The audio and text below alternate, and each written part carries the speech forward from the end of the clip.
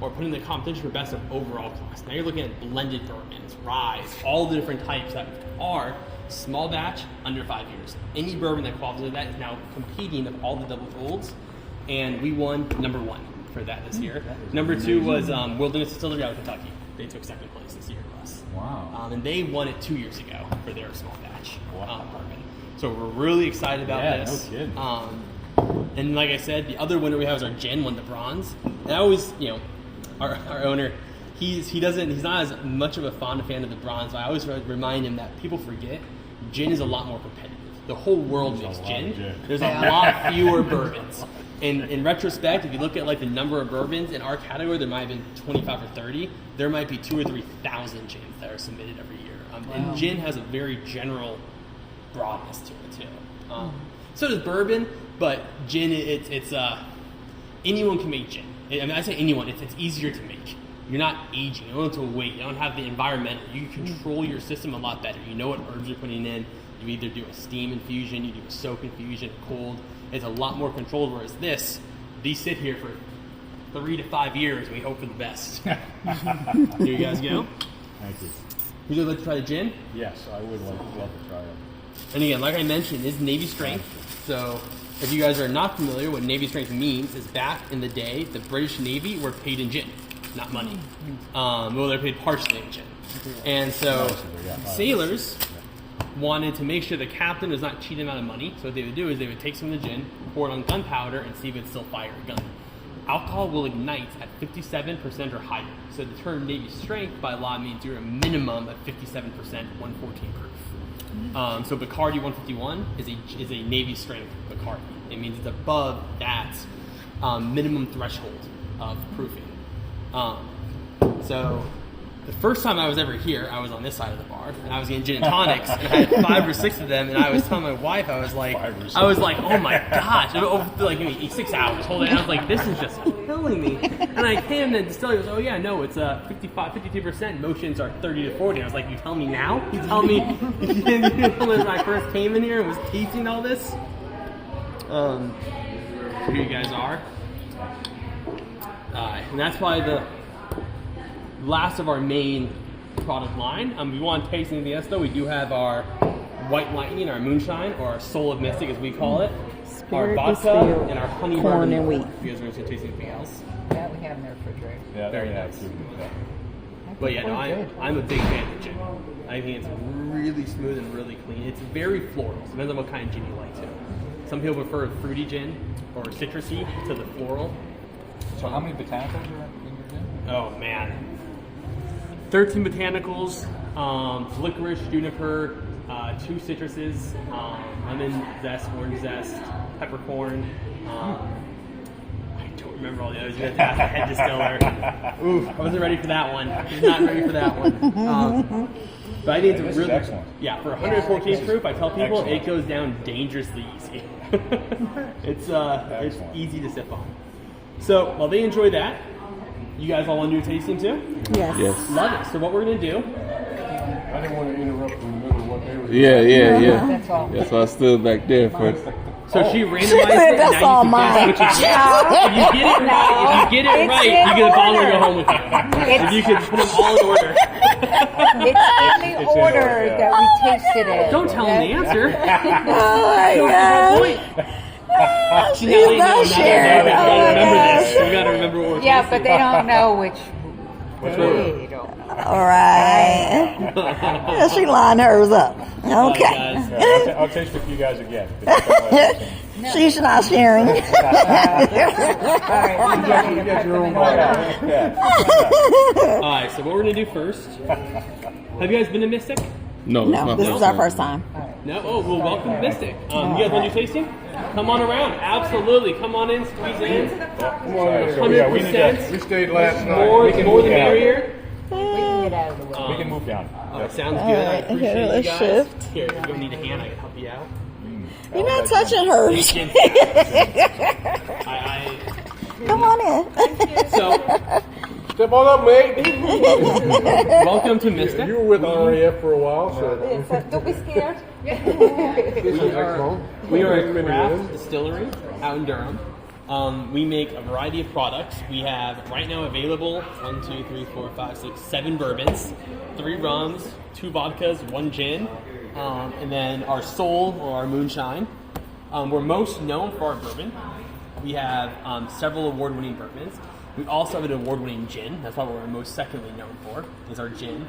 So if people are new to Mystic, what I tend to do is I go over our main bourbons, our critical features that we have here to offer, and then I always suggest people to try our gin.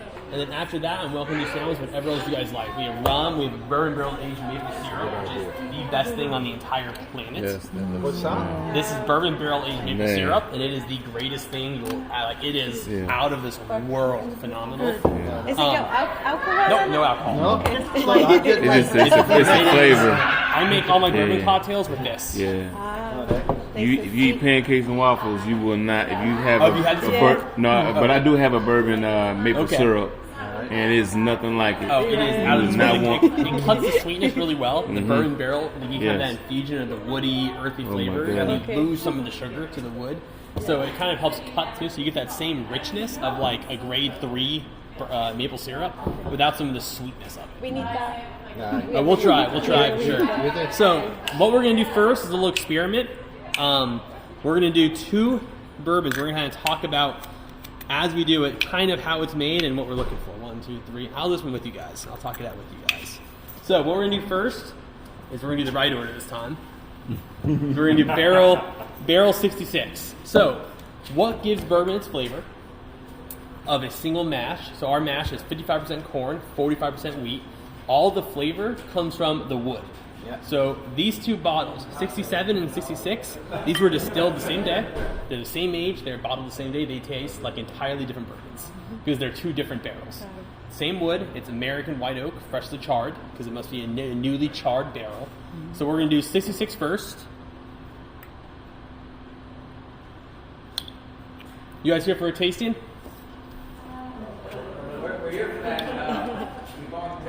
So the cocktails for the tickets are in the other building. Here is tastings. But tastings are free, so you're welcome to come join in after now whenever your heart desires. Sounds good. What percentage is this one? So barrel 66 is 112 proof. So cask strength. So what cask strength means is we take it from the barrel and we bottle it as is. Nothing's blended, nothing's watered down. So this is from bourbon barrel 66, bottle 242. So just kind of grab them as I pour them. So I don't have. You mean like the dust and all that?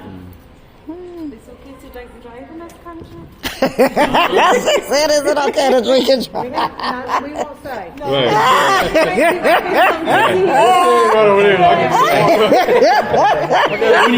when you ask, no. Oh my gosh. So I'll do it with you guys and we'll kind of talk through it. You kind of taste at the top of your mouth. It's pretty mellow. Yes. It's not overly spicy. At least where I taste it is the middle of my tongue and the very top of my mouth. Not the back of the throat, not the front of the tongue. Right. So kind of remember this palate. What we're going to do next 66. is 67. All right. This is very spicy. It wasn't too hot. For the This bourbon is 12. this bourbon is very hot. Okay, this 67 67 is very is hot. hot. 67 has some heat to it. And it's 2 more. Yep, it's 114, which is again Yeah. it's a 1% difference, so it's a very small difference in alcohol, but it Okay. tastes like it's a whole different company made it.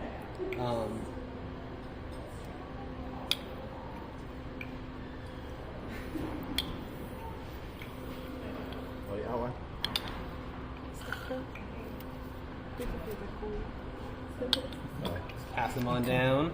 And this is different because of the bottle you said? Yep, it's the same type The of wood. the It was just a barrel. different barrel. Okay. Yeah. All right.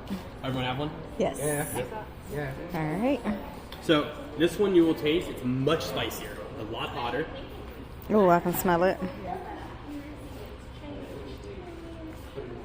That's heat. Yep, I got some heat to it. Yeah. Yeah, they got some Again, heat. the alcohol difference is only 1%. It's a very nominal change in the Same bourbon. mash. Same mash. Distilled the same day. Jeez. Barreled the same day. Aged the same time.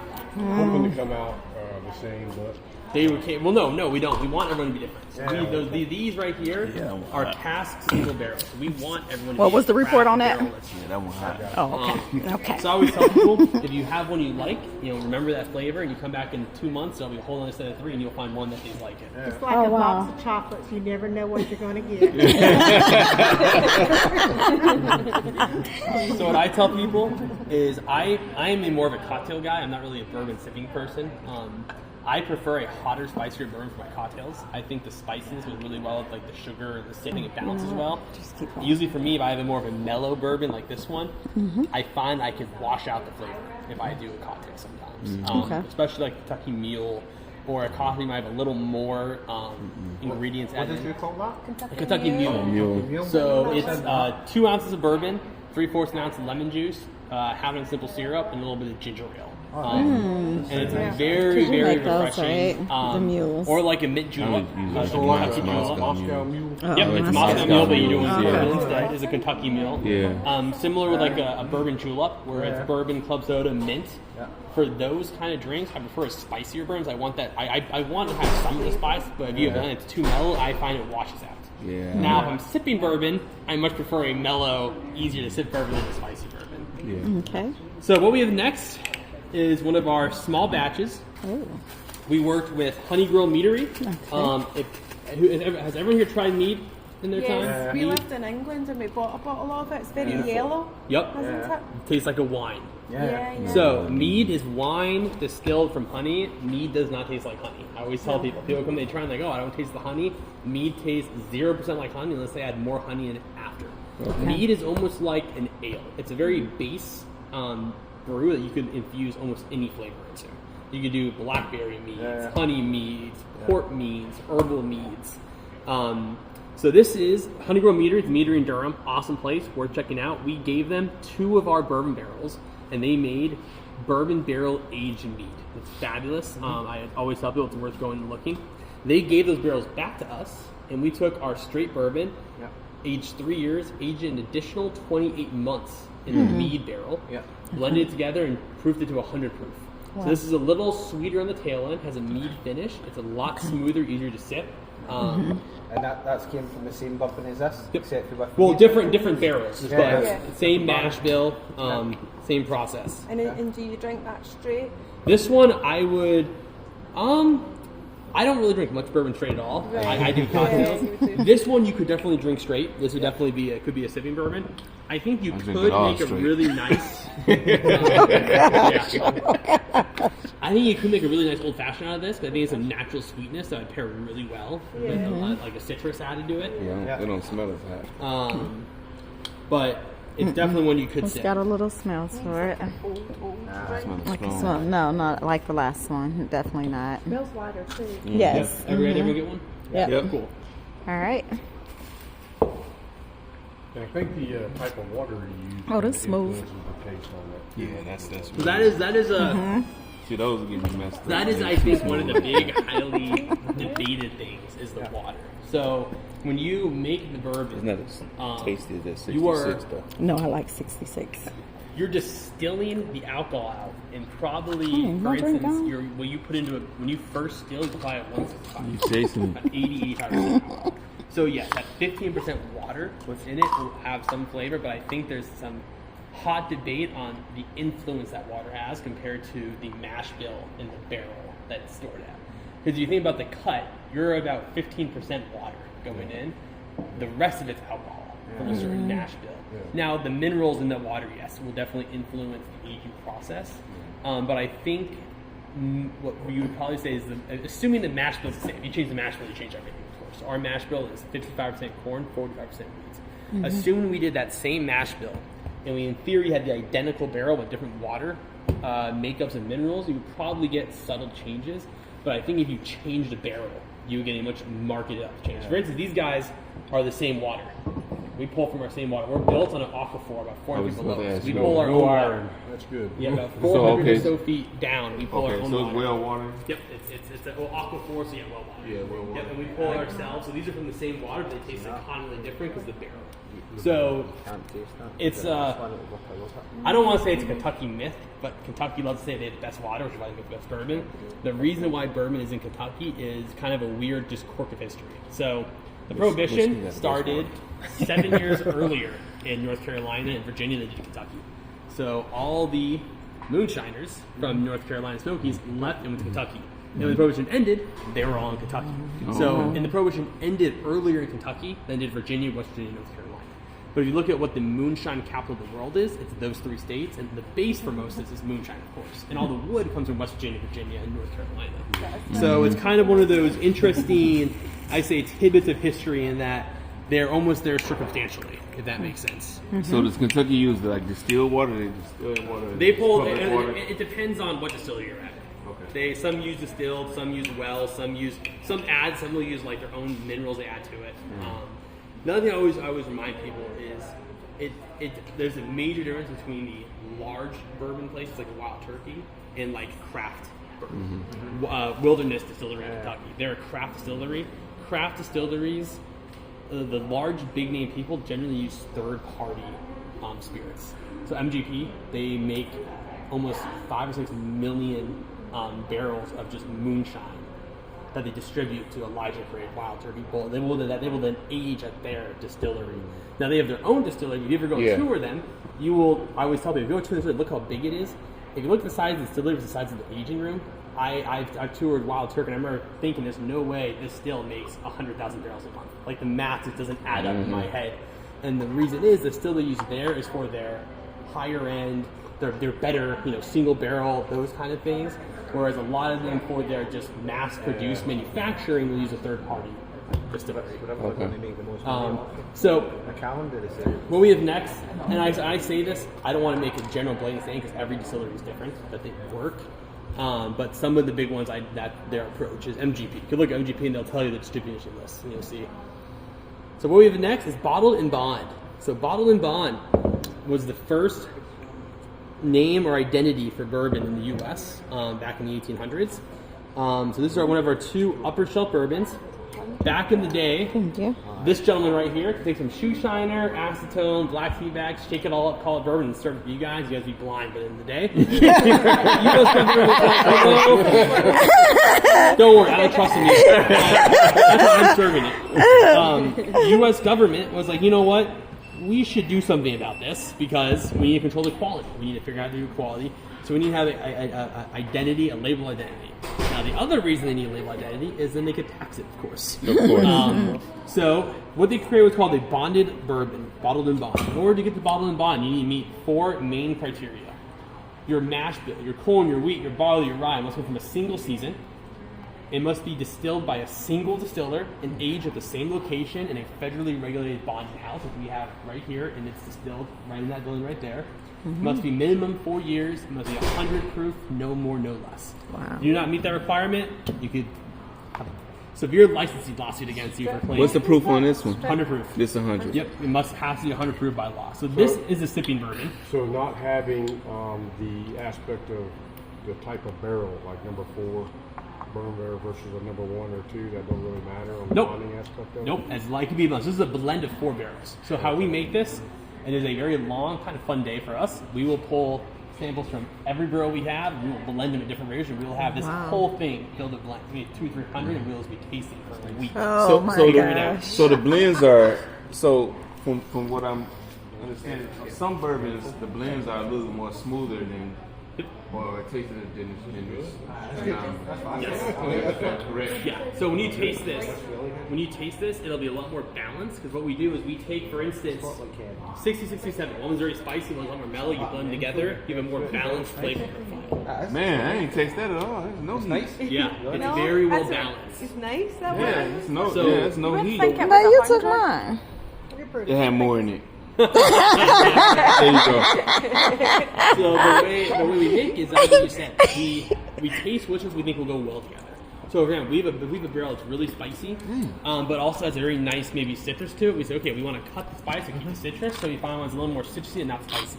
Blend them together, you get that. This one get me in trouble. Y'all just sit down. This one get me in trouble. can drink I will finish. I will finish this. Oh yeah, give me a bucket of ice, buddy. Yeah, yeah. This is a sipping bourbon for sure. Yeah, that would be like 2 cigars and a whole bottle. I'll be in trouble the next day. The mastermind behind this the mastermind behind this is the owner's wife. She is actually the call it sommelier equivalent pal that we have here. So when I first came working here, I didn't believe her. Like, I was like, there's no way you could taste different barrels and realign them. So I pulled maybe 8 different barrels, and we did like a tasting contest with her, and she got probably 7 of 8 every time in a row. And it was like, and she could talk through every flavor she gets. And I taste them like, that one's spicy. That one's not spicy. She'll taste it like, this one has a earthy, a smoky oak that he's going to add way more detailed. So what we have next and finally is our Pride and Joy. So Broken Oak. So every year, San Francisco, I don't know if you guys were all here when I said this, so I'm repeating myself, but San Francisco holds the world's largest blind spirit competition. So you send it in blind, in whatever category you're in, whether it's gin, straight bourbon. So we are a straight bourbon, small batch, under 5 years.